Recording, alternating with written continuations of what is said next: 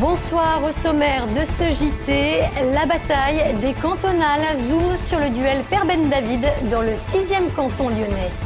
Les robots envahissent Lyon, une centaine de modèles sont présentés à la Cité internationale.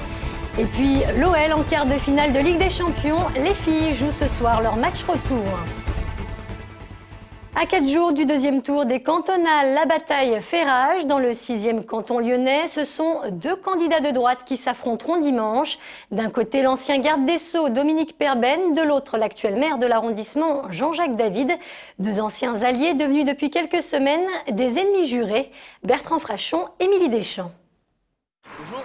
Poids lourd de la droite lyonnaise et conseiller général UMP sortant, Dominique Perben n'apprécie guère d'être mis en ballottage par le maire du 6e, le divers droite Jean-Jacques David. Entre les deux hommes, le torchon brûle. Quand il y a un sentiment de déloyauté, cela crée toujours des tensions entre les uns et les autres. J'étais tête de liste au municipal, mon adversaire d'aujourd'hui était sur mes listes, c'est grâce à moi qu'il a été élu maire de l'arrondissement. Et donc aussi bien moi-même que les gens qui me sont fidèles ressentent cela comme une forme de trahison. Oui. Au premier tour, Dominique Perben a recueilli 32,9% des suffrages contre 23,8% pour Jean-Jacques David. Mais ce dernier croit encore en ses chances dimanche. C'est la proximité d'une part et c'est la complémentarité par rapport à ma mission de maire. Et c'est en cela que je veux et je souhaite gagner et être conseiller général pour répondre à toutes les questions auxquelles je ne peux pas répondre en tant que maire. Ici, les électeurs n'auront le choix qu'entre deux candidats de droite. Reste à savoir si la participation sera meilleure qu'au premier tour. Elle n'a pas dépassé 36%. Effectivement, je suis déçu du choix, mais pas étonné d'un autre côté.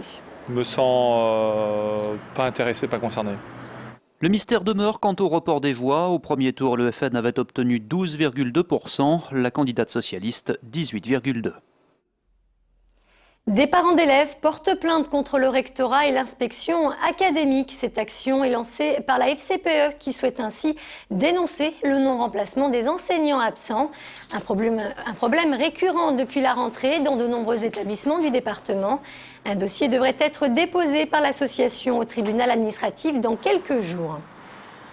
On est dans une telle situation de tension qu'aujourd'hui, quand les parents manifestent dans les établissements, la seule solution pour l'éducation nationale, c'est de retirer un enseignant dans un autre établissement pour boucher les trous. On demande une indemnité de 1 € par jour. Ça, c'est la première étape. Sans réponse au bout de 2 mois de la part du ministre ou une réponse qui s'apparente à un refus d'indemnisation, à ce moment-là, les parents peuvent aller au tribunal administratif. Depuis ce matin, ils ont envahi le centre des congrès de la Cité internationale. Je veux parler des robots. Près d'une centaine de modèles sont présentés dans le cadre du sommet européen InnoRobot. Éducation, loisirs, médecine. Aujourd'hui, ils sont partout. Petit tour d'horizon avec Jean-Marc Roffa. Je suis un robot humanoïde imaginé et fabriqué en France. Nao est l'une des stars Made in France du salon InnoRobot. Il rend plus que des services à la personne, il nous tient compagnie à tel point que nos fidèles amis à 4 pattes ont du souci à se faire.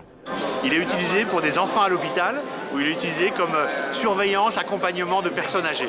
Voilà, c'est d'abord un compagnon avec qui on a envie d'interagir, qui comprend quand vous lui parlez, qui reconnaît votre visage et qui est capable de fournir tout un tas de services que peuvent fournir les robots.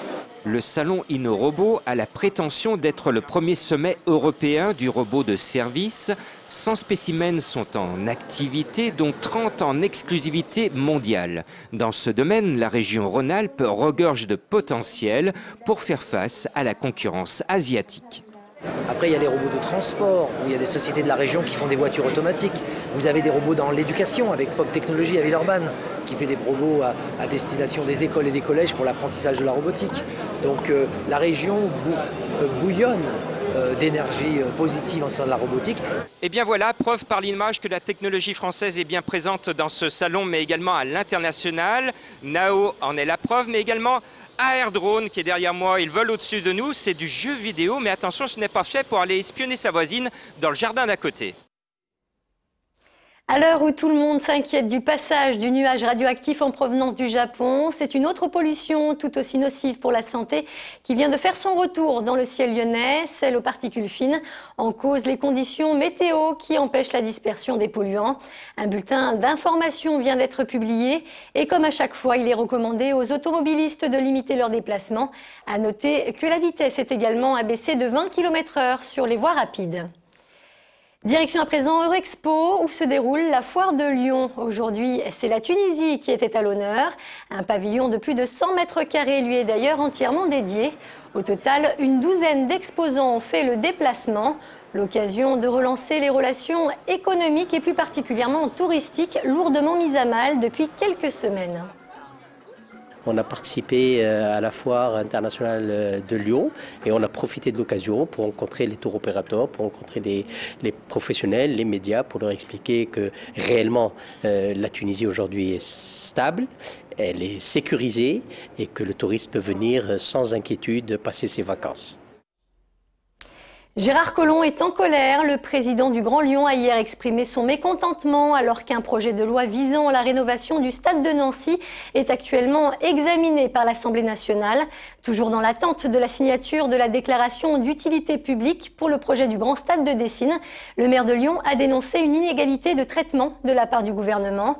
Une absence de réponse qui pourrait bien à nouveau remettre en cause le démarrage des travaux programmés pour 2013. Foot toujours, mais côté compétition cette fois, les joueuses de l'OL affrontent ce soir à Gerland les Russes de Perm en quart de finale retour de Ligue des Champions. À l'aller, les filles de Patrice Lair avaient concédé le nul, mais dans leur jardin ce soir, elles savent que la victoire est désormais impérative. À une demi-heure du coup d'envoi, Émilie Deschamps. Demi-finalistes en 2008 et 2009, finalistes la saison passée, les filles de l'OL sont des habituées du dernier carré européen. Après un nul 0 partout en Russie, les Lyonnaises ne veulent pas laisser passer leur chance face aux Zvezda Perm ce soir à Gerland, lors du quart de finale retour de la Ligue des Champions. Vraiment, ça serait pour moi une catastrophe, je vous dis tout de suite, qu'on soit éliminé de la Champions League. Bon, en plus, on a une semaine qui est plus qu'importante aussi. 3-4 jours après, on peut être champion de France à Montpellier, c'est capital. C'est vrai que ça serait vraiment un échec. Maintenant, on ne va pas se mettre trop de pression non plus, mais l'objectif, c'est d'aller en finale et de gagner cette Coupe d'Europe, sachant que le championnat est quasiment plié, donc il faut vraiment gagner. Invaincus en championnat et encore en lice en Challenge de France, les Lyonnaises rêvent d'un triplé historique. Oubliez la finale de Ligue des Champions perdue l'an passé, ce soir l'OL sera favori et prendra tous les risques pour s'imposer. Avec l'équipe qu'on a, il faut aller plus loin qu'il y ait une quart de finale, mais c'est clair, mais nous on est tranquille, on sait ce qu'on peut faire et on va le faire. Il n'est pas question de jouer avec le frein à main. Dès le début du match, on va aller vers leur but et j'espère qu'on va les faire céder assez rapidement. Et si les filles de Patrice Lair se qualifient ce soir, elles pourraient retrouver les Arsenal Ladies au tour suivant. OL Arsenal, une demi-finale qui en ferait rêver plus d'un. La vie, c'est le nom du nouveau spectacle présenté à partir de demain à la Maison de la Danse. Un spectacle original mêlant cirque, cabaret et musique. Sur scène, 8 artistes dont un DJ, tous tentent d'échapper tant bien que mal au jugement dernier. Le spectacle se passe un peu comme si on était au purgatoire et puis on regarde en arrière vers la vie qu'on a vécue. C'est un humour assez noir, assez incisif, je dirais. Des fois, on prend des gens du public et on fait un peu leur dernier jugement, donc c'est très comique quand même. Et c'est la fin de ce JT. Merci de nous avoir suivis. On se retrouve très vite pour un nouveau point sur l'information. Très bonne soirée sur TLM.